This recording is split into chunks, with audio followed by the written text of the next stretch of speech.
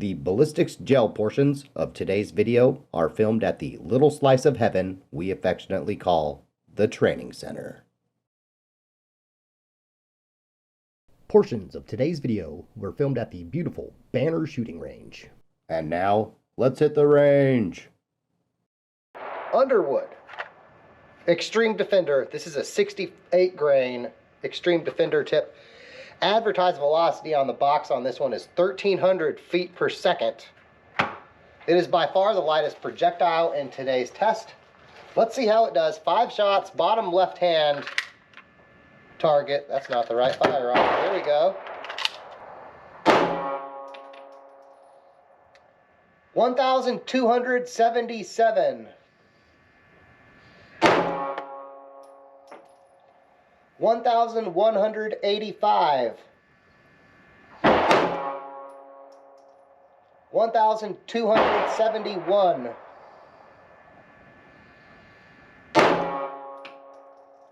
1,264.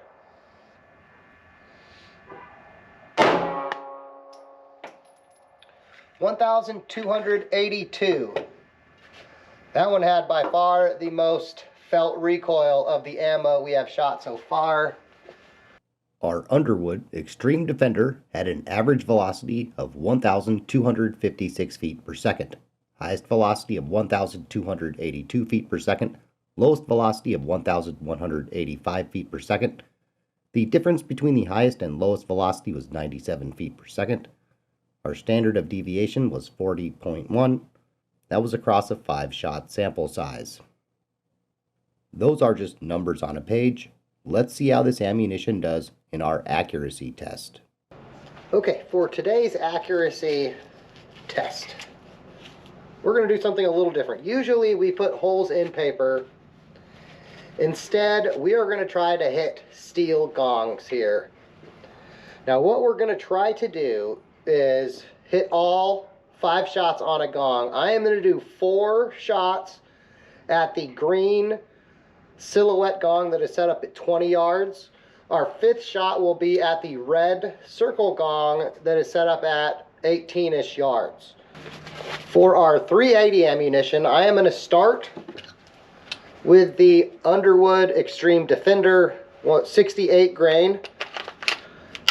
Is the first 5. The second 5 in this magazine are the Scott TUI. Here we go. Same as before. First 4 shots with each ammo will be at the silhouette. The last shot will be at the right hand gong. Here we go.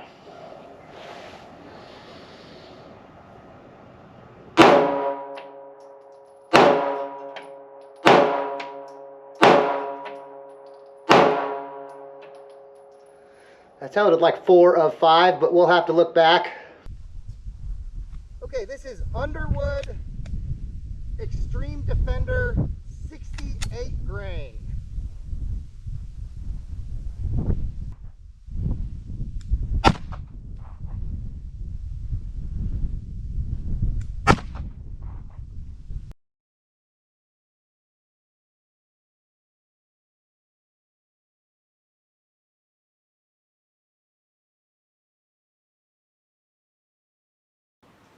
Starting with our first picture, here we can see in our block of gel for the 68 grain Underwood Xtreme Defender ammunition, we have consistent penetration for all shots in the gel at a depth of 13 inches in the gel.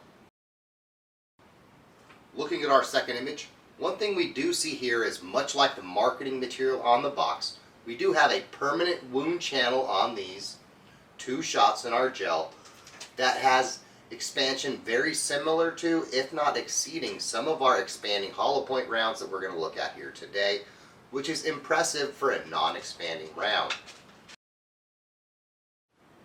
Let's take a look at this block here from another angle, and we can see here again for both of these shots, in the first, what we're going to say 5 to 7 inches of that block, the most energy is expended where we see the widest wound channels, we'll say, but we have very consistent wound channels throughout the entire 13 inches that these rounds traverse through the block. Now that is one thing, in my opinion, that we see that is different on this round versus some of the other ammo we're going to look at in this video. For many of the expanding ammunitions we're going to look at, we see very violent expansion in the first 3, 4, 6 inches of the block, and then that wound channel sort of tapers off. With this Underwood ammunition, we see a very consistent, or I should say a more consistent wound channel for the entire length that that round traverses through the block. For our final picture, let's take a look at why I think that's the case. Looking at our final image here, this is probably one of the thumbnail images. We see on the impact a very violent expansion of the gel where that energy from the spinning of the round and the flutes in that copper projectile helping it violently transfer energy into the block. And as it goes through the block here, what we see is as that energy is expanded, it's sort of a cyclone effect through the block. It's a very nasty looking slow motion still image. Very violent. Now let's sum up our thoughts on this Underwood ammunition. On the plus side, this ammunition has very good velocity. It can have, depending on the firearm and the user, very good accuracy. If there's one area I might knock it, it is going to be in reliability. For many of my .380 firearms, what I'm going to call the Phillips head screwdriver tip of this ammunition causes me some feed problems, which translates to it's less reliable than some other ammunition. Now, will it be that for you? I don't know. You're going to need to test that, obviously. But as far as things like accuracy, velocity, and our ballistics gel test, I would give this ammunition 2 thumbs up. So far, looking very good. In the fall, if this is one you'd like to see us do as a meat target test, let us know in the comments of this video. Let's move on to our second ammunition we're going to look at now. This is the Fort Scott TUI, or Tumble Upon Impact, solid spun copper, 95 grain solid copper projectile. We're going to aim at the top left target, 5 shots. Here we go.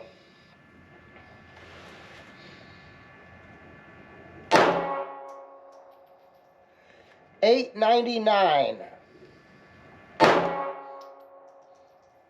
$8.74, $9.29, $9.12,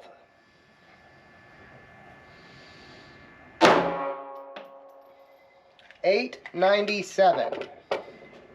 For these Fort Scott TUI ammunition, we have an average velocity of 902 feet per second. The highest velocity was 929 feet per second, lowest velocity 874 feet per second. The difference between the highest and lowest velocity was 54 feet per second. Our standard of deviation was 20.1 across our 5-shot sample size. And now let's do that accuracy test.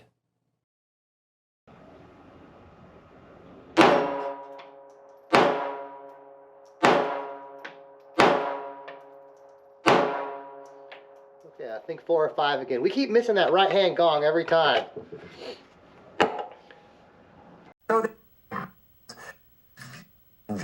Are you?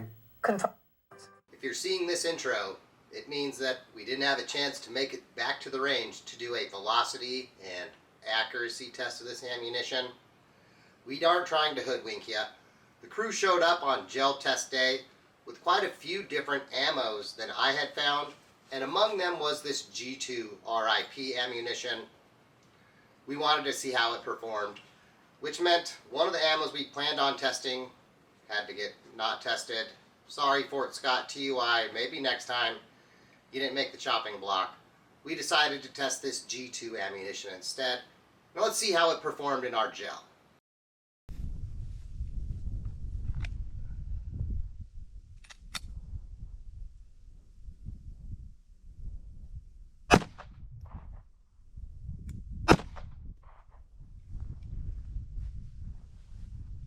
Well, from back here you can see the damage they did.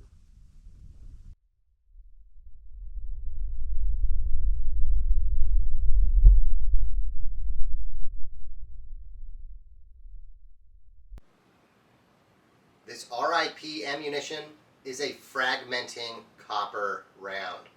Now in our gel block here, what you'll notice is the 2 rounds we have captured in the block, they have a depth of, we're going to say 9.5-ish inches of penetration. And it's important to keep in mind that is not the entire projectile. Due to the fragmentation, the majority of the mass that's left is at this 9.5-inch range. And you can also see, because this is the same block of gel we fired the Underwood ammunition in, which had much better penetration. Why? Because it maintained its mass throughout the entire body of the gel. So better penetration on the Underwood ammo, mostly due to no fragmentation. So this 9.5 inches of penetration is okay-ish. We've seen, of course, better. Now let's take a look at the other end over here. The other end of this block is what I'm going to say is where this ammo tells its story and what it's banking on you hoping to be impressed by and buying into it. We see very, very intense damage from that fragmentation in the first 4.5 to 5.5 inches of the block. That round really does fragment off, splinter. You get an extreme amount of energy transfer during that fragmentation. It looks very impressive in a gel block. Let's take a look now at the face of the gel block that we shot. In the middle of this gel block, you can see what I'm going to say 2 unspectacular looking holes. This is from the Underwood ammo. The 2 other impact points we see from our RIP ammunition, you can see, even looking at the face of the gel, that very quickly upon impact that fragmentation happens. And it's a very uniform fragmentation by virtue of the design of this round. Now we're going to take a close-up look at where this fragmentation is happening in the block. We can see very early in the block that fragmentation happens. It looks very impressive, and for the first 4 to 5 inches, again, you see that fragmentation. The other thing that you can see in the middle of these, what we're going to call fragmentation spider webs, is you can see in the permanent wound cavity where that bulk of the mass disc that's left over tumbles after the fragmentation, and in sort of the first 6 inches, the bulk of that energy is expended. Now that projectile does continue going to about the 9.5 inch range in the block. Not spectacular, and really after the first 5 inches of that wound channel, wound cavity, we'll say, the bulk of that energy is gone, and we see just what I'm going to say a more FMJ style wound cavity for the tail end of its travel through the block. This first part, though, where that fragmentation happens, looks very impressive in a block of ballistics gel. This is the final picture we're going to look at for this ammunition, and I think this light helps tell most of the story. On the top and the bottom here in the picture, we have the RIP ammunition. Sandwiched in between, we have the Underwood ammunition. I think this picture gives a good representation of how this ammo is supposed to perform differently. With the RIP ammunition, we see fragmentation very early on with a very vigorous energy transfer that translates to, in a ballistics gel block, a large amount of damage in that first 4-ish inches of the block. Sandwiched in the middle, we can see the Underwood ammo. And in this shot, we have a very good image of what they call the permanent wound cavity or permanent wound channel for their ammunition. Both rounds, through the center, we can see that spiral pattern of the round spinning as it goes through the gel, and it has a large wound cavity very similar to what you would see with a nice expanding hollow point round. This Underwood ammunition is a non-expanding round. When some people hear non-expanding, they think you're going to get, say, FMGA type performance, and here we can see, at least in it as far as ballistics gel block goes, performance that's more similar to a hollow point expanding projectile than, say, a full metal jacket projectile. We have one final point regarding the RIP ammunition. Here I have the 2 what we're going to say the body of the projectile after the tines broke off. The average weight of these two projectiles comes out to approximately 38 grains. Now, compared to a 62 grain projectile, according to my math, that means that it shed approximately 38% of its mass in that fragmentation, leaving you the 38 grain projectile left traveling that 9.5-ish inches. So that is how much of the projectile breaks off in that fragmentation. You're left with about a Smartie-sized disc of copper. Federal Hydra-Shock Deep. This is a 99 grain Hydra-Shock Deep hollow point. I suppose it looks like a little scary crown if it expands like that. We'll test that tomorrow. Let's get some velocity numbers here today.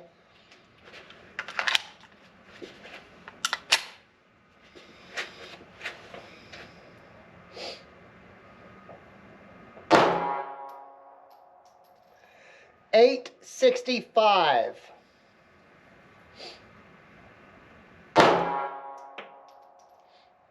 $876.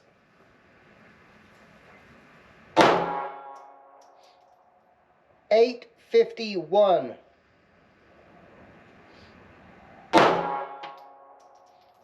$881.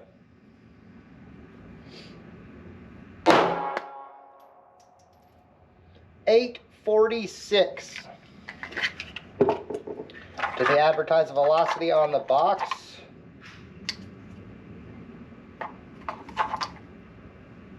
Not that I could see.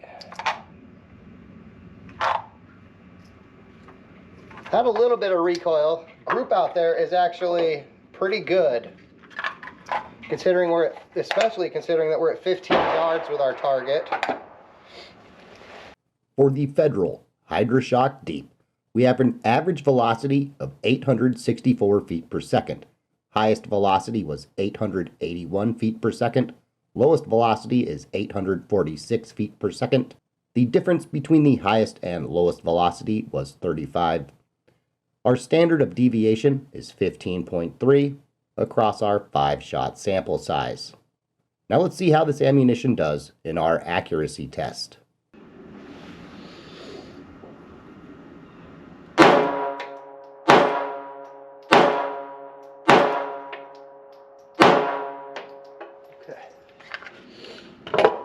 You can see some of those bullets bouncing off the steel on that one. We'll see if we got them on the camera. Okay, this is Federal Hydra-Shock Deep 380.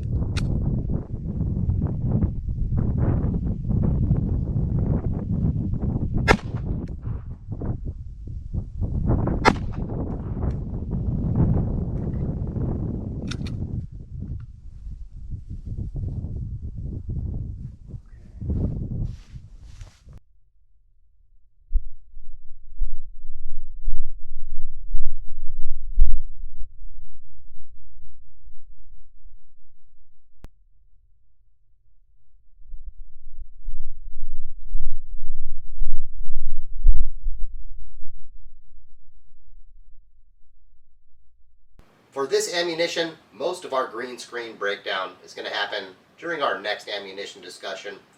But the one that we are going to talk about here is going to be the depth of the round. For one of the rounds that we fired that was captured in the gel, we had a penetration depth of 14 inches. The second round that we fired skimmed along about, I don't know, a ½ inch below, at the bottom of the block. And then about the 14-inch mark in the block, it sort of went down a little bit and scooted across the bottom of the block. And you can actually see in the slow-mo where it bounces off the fleece bullet stopper and then sort of rolls around on the table. It had just enough to get out at that 14 mark and wiggle at the bottom. It didn't even mar the table. It had just enough to sort of scoot under the block there. The other image that we are going to discuss here for just a moment on this ammunition is looking at our gel block after the 2 rounds hit it. We can see the nice wound channel for the round towards the top. for the 14 inches, a very defined, clear wound channel through the entire length of the block. The other one you can't really see because it was so low into the block and due to the perspective. So a very good wound channel, very, very good penetration for this ammo. I would say Hydra-Shock Deep fits. Okay, the second ammo we're going to look at here today for velocity is going to be the Spear Gold Dot. This is a 90 grain Gold Dot hollow point. We're going to do 5 shots. I am going to aim at the top right target of our target here.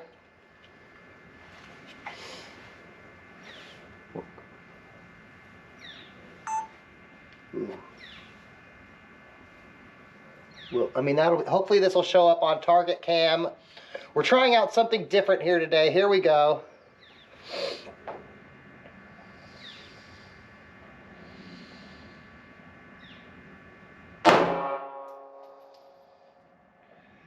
$9.53.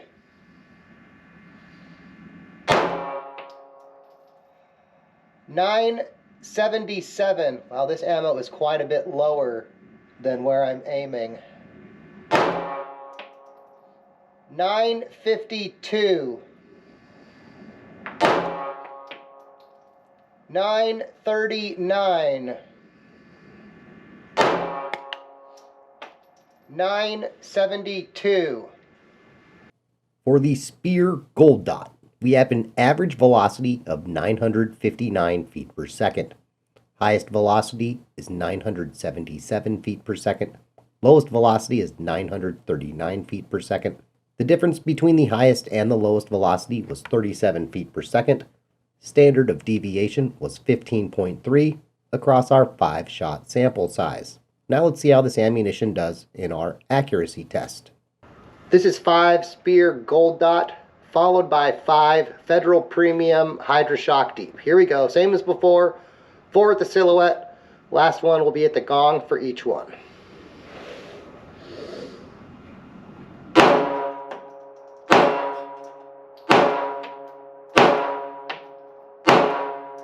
Okay, that might have been 5 for 5. I think we hit the gong stand. The law enforcement trusted by lawmen everywhere.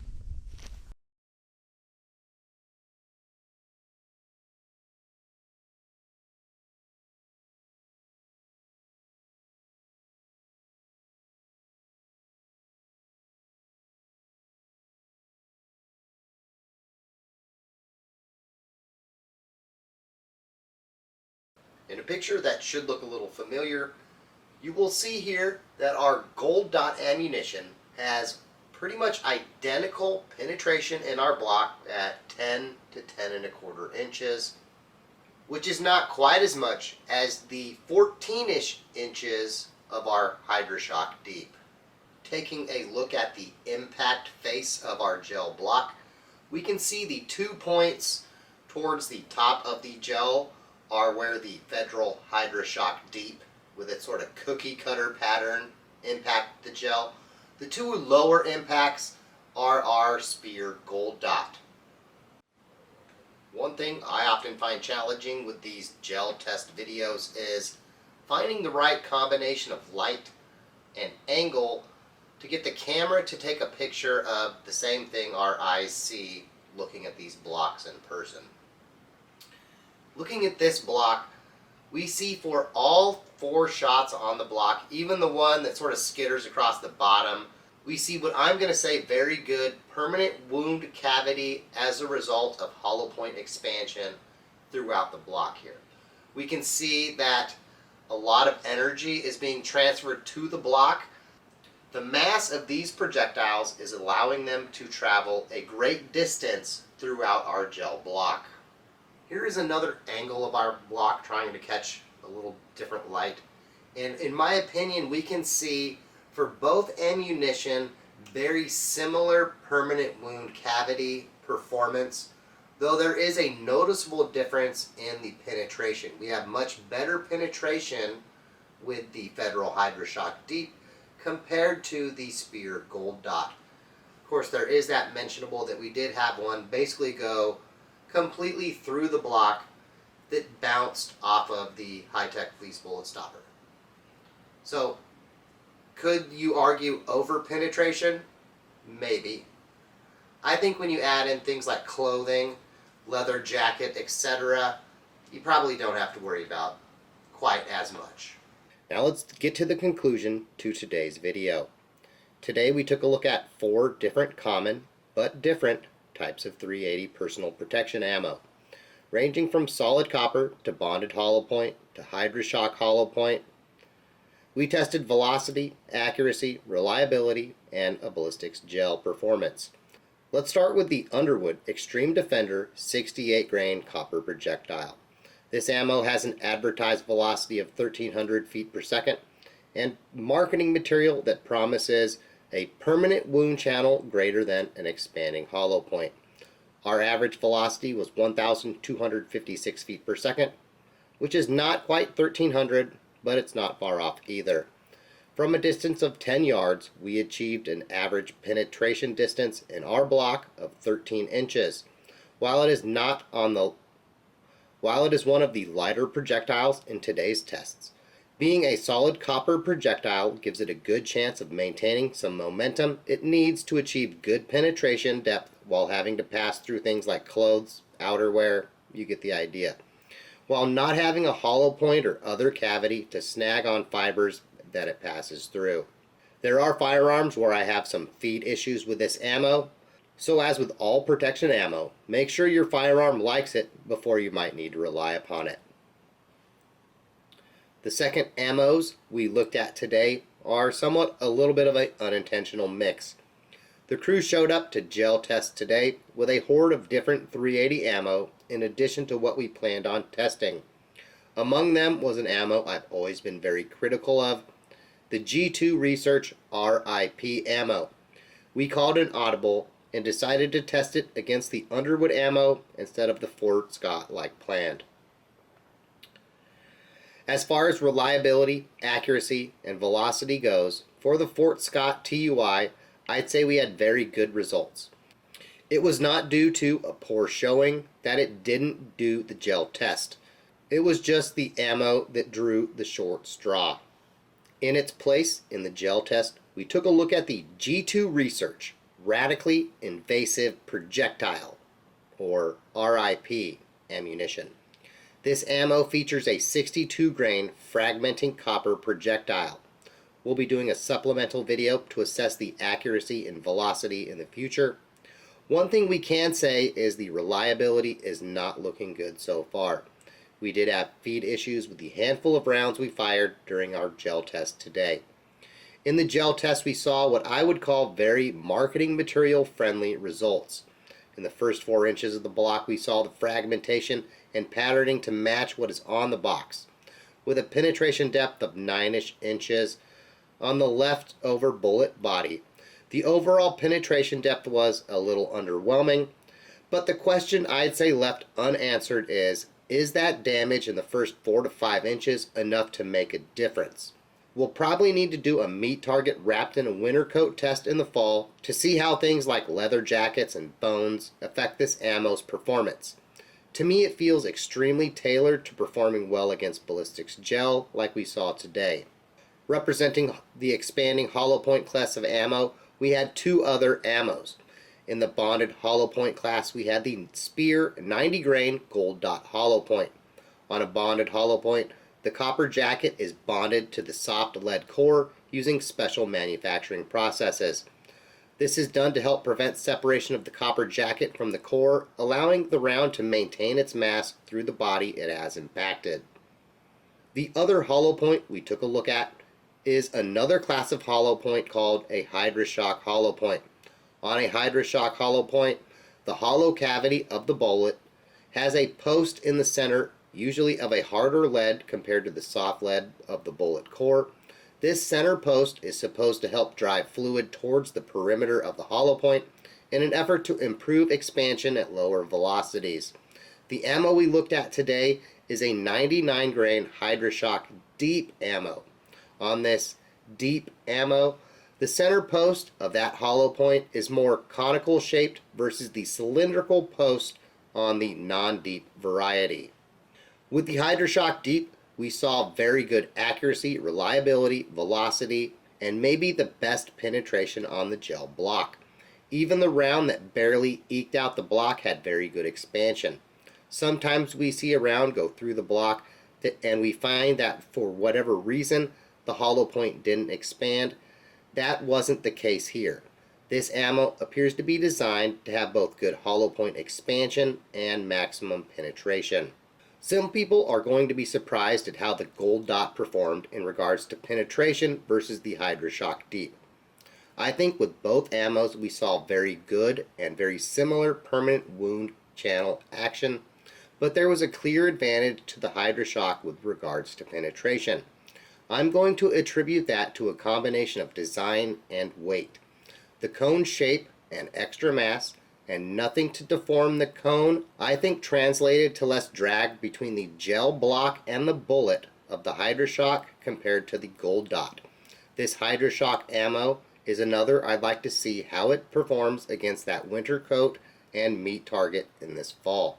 This is everyone's favorite part of our gel test videos, where we make things up and pretend like we know what we're talking about. Let's get to it. We're going to start with the Underwood video, or I should say image.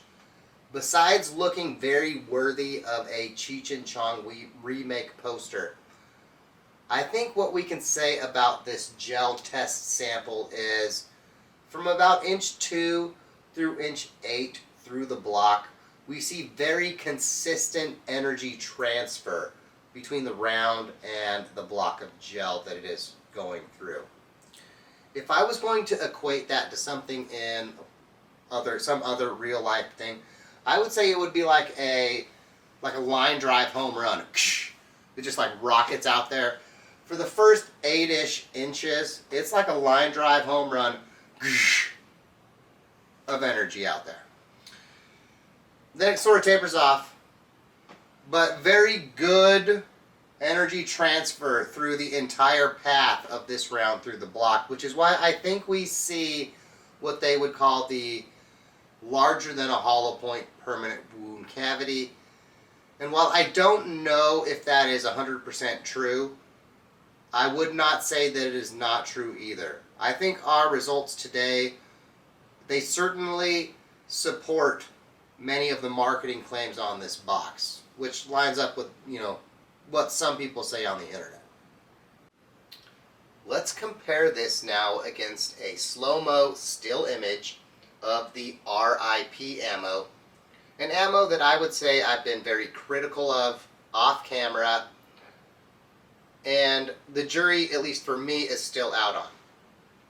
If we look at this impact in slow-mo, we can see almost instantly that expansion, fragmentation happens.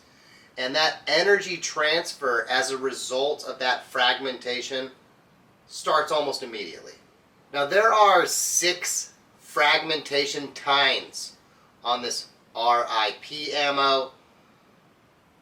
I forget what they call it, but what they say on the box is not what they imply, obviously, with the RIP designation. Each of these tines, by my math, after weighing the copper Smartie that you're left over with, is going to weigh in at 4 grains of copper that breaks off.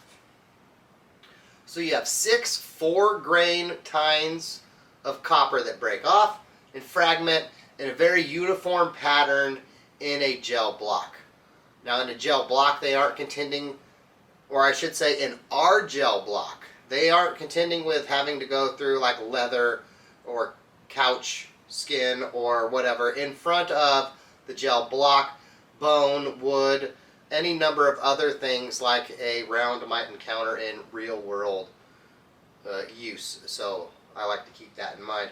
And I think that is where this, what I'm going to call almost instantaneous on impact energy transfer fragmentation, very early in the round's flight through the block could mean in a gel test, this ammo looks very good.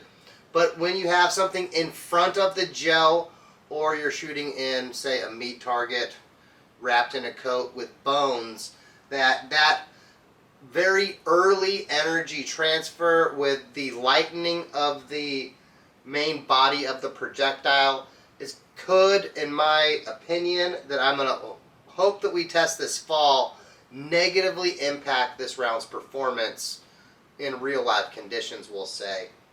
Let me know in the comments if you're interested like I am in finding that out. So back to our topic at hand, we do see that in the first inch to 4 inches, this very large transfer of energy that quickly tapers off and gives us that penetration of the 38-ish grain body that's left over at about 9-ish inches of penetration. Again, with nothing in front of the gel block, nothing to contend with but gel.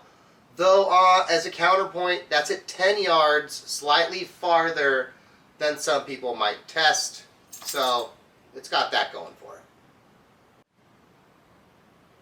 Now let's compare this against a slow-mo from the Federal Hydra-Shock Deep ammunition.